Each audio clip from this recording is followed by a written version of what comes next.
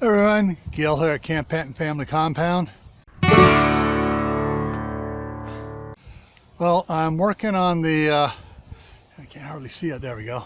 I'm working on the, repairing the chimney top up there. I pulled off the cap that was causing all the problems. So let's go around back and see how I'm working on the replacement.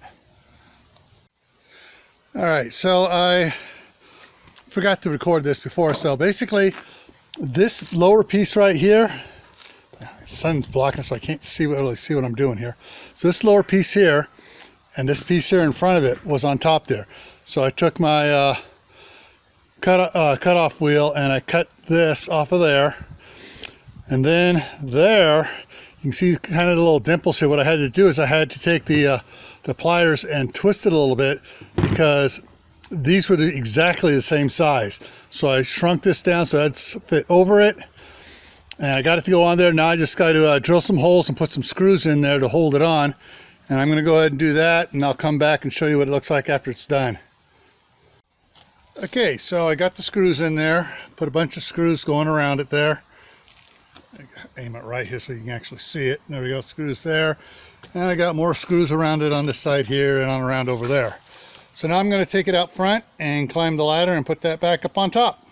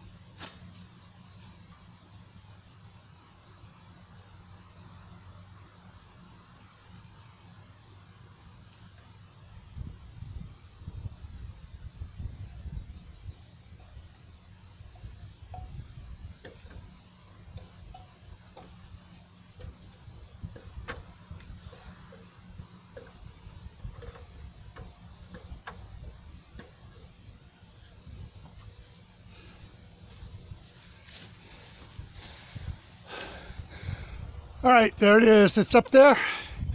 And for those of you that are wondering, I did not have to screw that top piece on. It had a lug system. It's a twist lock. It slides on and then turns a 1/16 of a turn to lock in place. So there it is.